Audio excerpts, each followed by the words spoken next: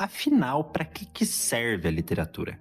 Esse é um debate que surge de tempos em tempos e é sempre interessante porque ele gera respostas que vão para lados completamente diferentes. Tem gente que diz que a literatura é a coisa mais importante de todas, capaz de mudar o mundo, de mudar as pessoas, de mudar tudo.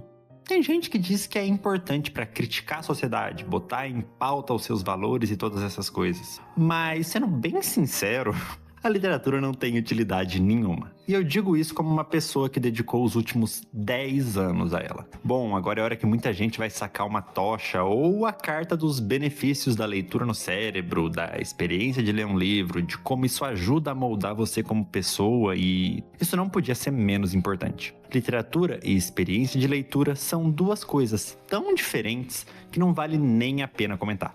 Agora vamos falar, antes de tudo, das coisas para as quais a literatura não serve. E a primeira delas é salvar o mundo.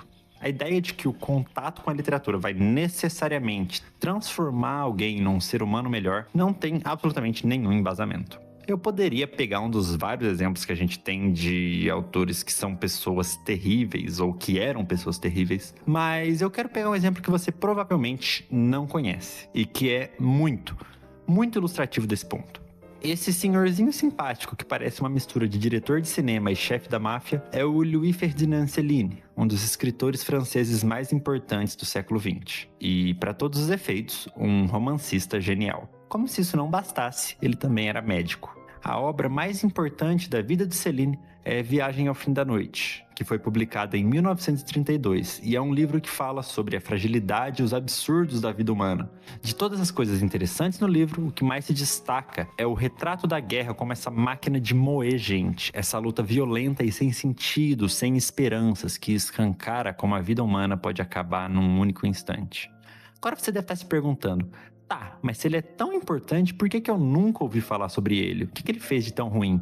Agrediu a esposa? Matou alguém? Envolvimento com tráfico? Sonegou imposto? O Céline não é muito falado porque, mesmo com tudo que ele disse sobre a guerra, ele apoiou abertamente a ascensão de Hitler e o regime nazista, e produziu ensaios e tratados profundamente preconceituosos, principalmente antissemitas. Parece um bom motivo para não falar muito dele, né? Pois é. Esse exemplo não é simplesmente para dizer que grandes escritores podem ser pessoas ruins. Isso todo mundo já sabe, ou deveria. Esse exemplo é para dizer que o escritor não é a pessoa real que existe no mundo e interage com os outros, e que qualquer representação na literatura de um escritor está sujeita a certo ar de abstração, de fingimento, a gente pode dizer. Isso eu não tô tirando do nada não, tá? É uma ideia compartilhada por vários teóricos. Dentre eles, o Wayne Booth, em The Rhetoric of Fiction, com um conceito que ele vai chamar de implied author, ou como a gente vai chamar aqui, autor inferido. As traduções aqui são minhas, já que o livro tem uma versão em português, mas a que eu tive acesso foi a original em inglês, e é por isso que a gente está se referindo ao título original em inglês. Então, não vai ser exatamente igual à versão traduzida. O autor inferido escolhe, consciente ou inconscientemente, o que lemos. Nós o imaginamos como uma versão idealizada, literária do homem real. Uma soma de suas próprias escolhas.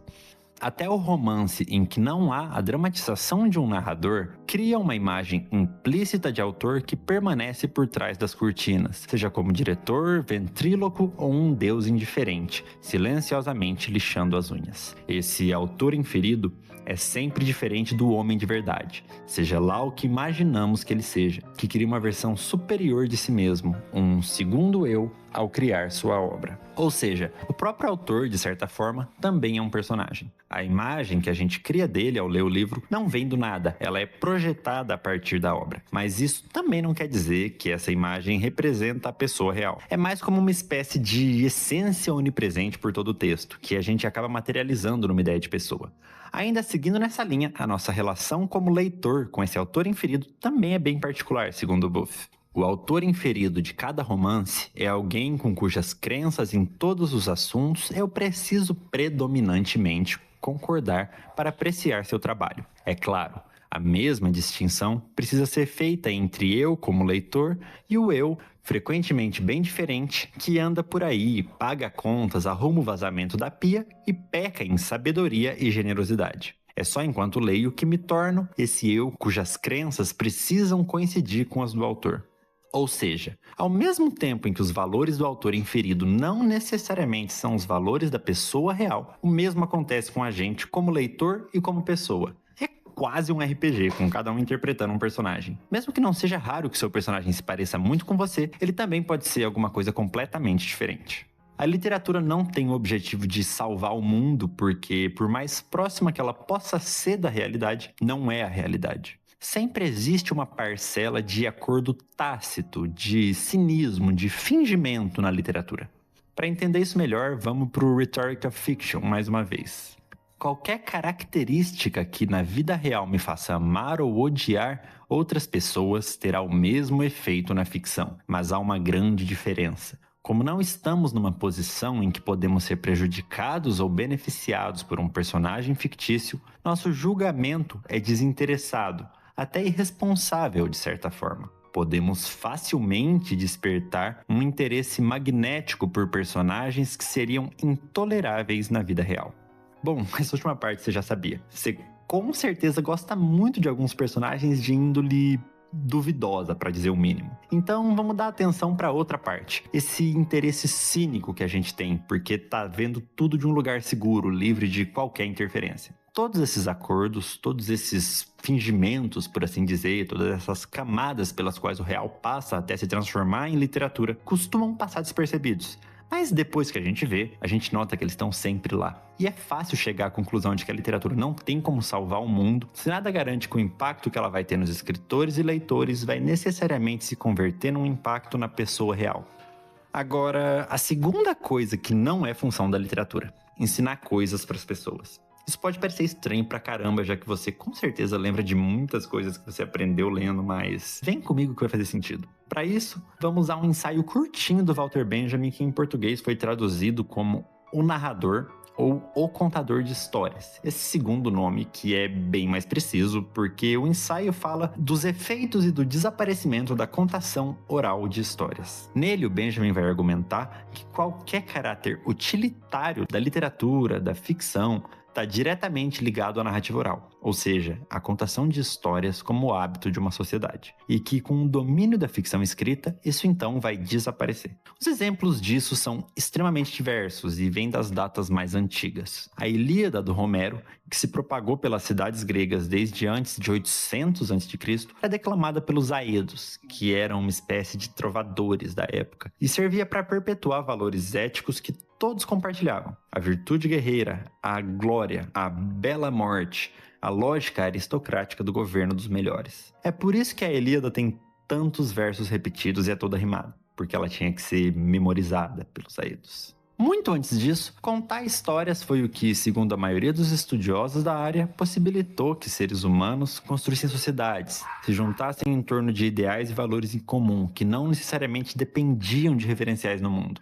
A gente também tem os mitos fundadores, que serviam para tentar explicar o mundo ao redor das pessoas, e as fábulas e contos de fadas, que serviam para transmitir conselhos e morais importantes. A floresta é um lugar perigoso, onde habitam animais selvagens e párias da sociedade. Não minta, ou ninguém vai acreditar quando você disser a verdade. Crianças não devem andar sozinhas por aí. Receba bem seus hóspedes e respeite a morada de seus anfitriões. Enfim, todas essas coisas que você já imagina desse tipo de história.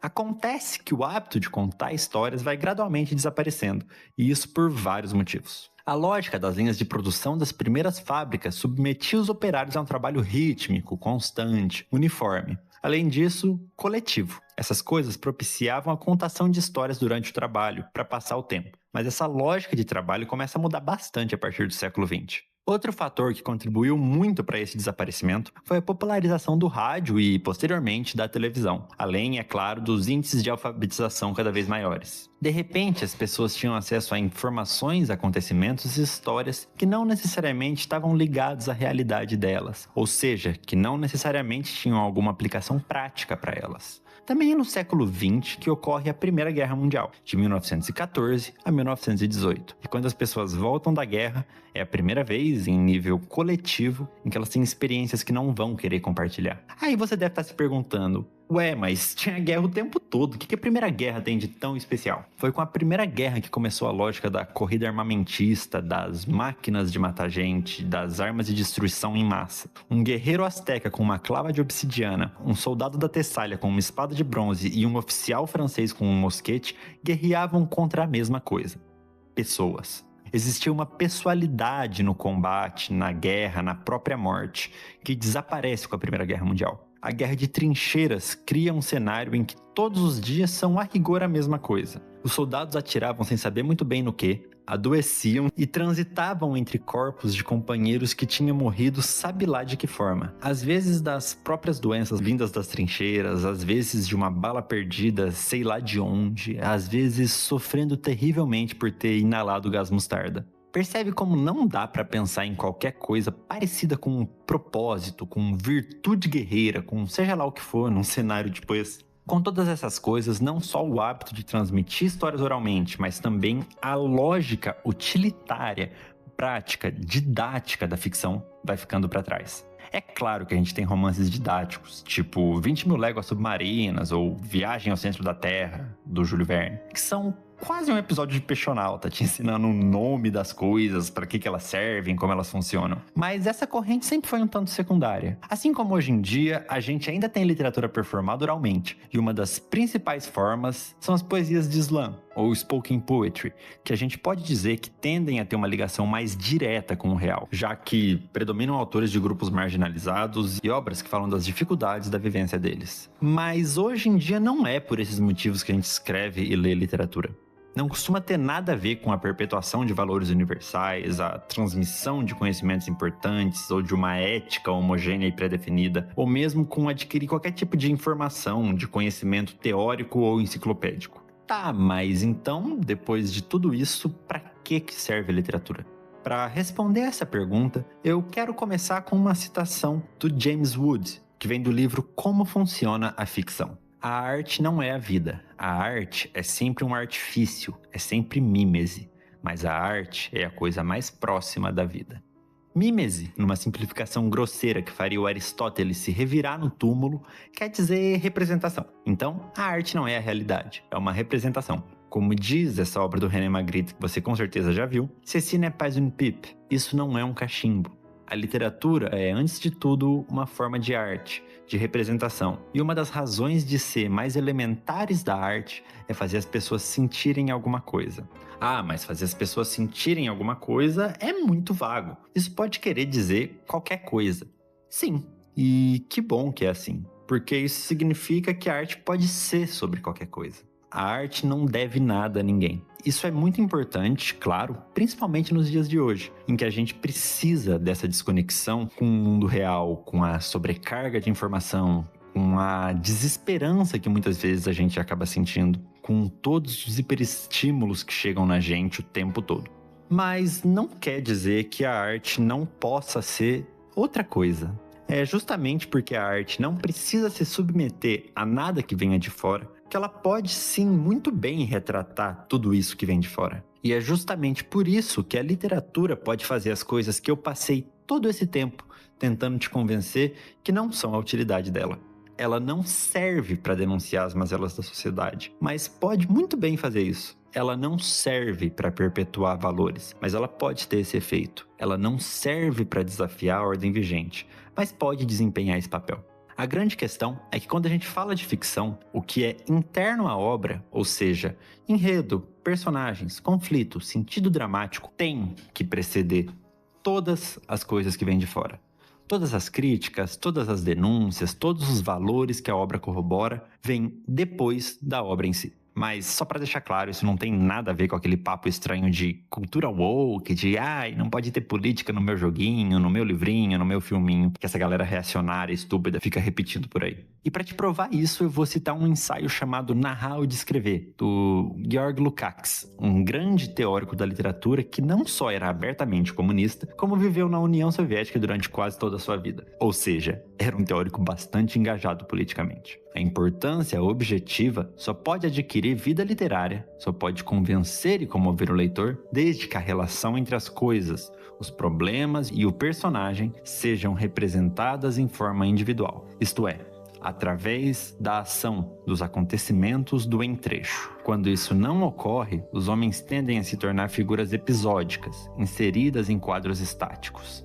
Aparecem e desaparecem sem despertar um interesse mais profundo. Ou seja, qualquer tema ou acontecimento do mundo real retratado numa obra de ficção só tem importância a partir do momento em que significa alguma coisa pros personagens, em que incide sobre eles de alguma forma. Quando eles têm um efeito individual, subjetivo naqueles personagens. Isso muitos teóricos vão chamar de subjetivo transformado em universal. A ideia de que um acontecimento único com um personagem é o que é capaz, numa história, de evocar temas universais com os quais o leitor se identifica. Isso vale para a ficção em geral, mas é ainda mais verdade na literatura. E para entender por quê, vamos entrar agora no que a literatura tem de diferente das outras formas de arte. Bom, o próprio conceito de literatura é um tanto vago e varia de tempos em tempos, mas existe uma certa convenção de que as duas características mais marcantes, mais únicas da literatura em relação às outras artes são a liberdade formal e a proximidade do contato com a consciência dos personagens. A literatura, via de regra, não toma forma no mundo real, como acontece com o teatro, a música ou um filme, ou mesmo um quadro ou escultura.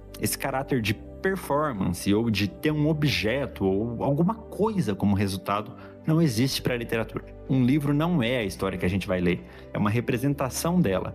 É o código através do qual a gente tem acesso àquela história quando decifra. E isso faz com que tudo seja possível. As experimentações são infinitas. Da mesma forma, nenhuma outra forma de ficção consegue criar uma ponte tão direta entre quem consome a obra e o que o personagem pensa, os valores que ele tem, a forma como ele vê o mundo. Isso é o que a literatura tem de tão especial. A literatura é uma das formas mais puras que a gente tem de entrar em contato com os valores mais diversos, com as visões de mundo mais distantes no tempo e no espaço. E o mais próximo que a gente pode chegar de ver através dos olhos de um mercador sumério de 4.000 anos atrás, de um pescador grego há 3.000 anos, de um sobrevivente da Primeira Guerra, de um homem negro tentando ser o que pode numa sociedade recém-saída da escravidão. É o mais próximo que eu posso chegar de como você vê o mundo.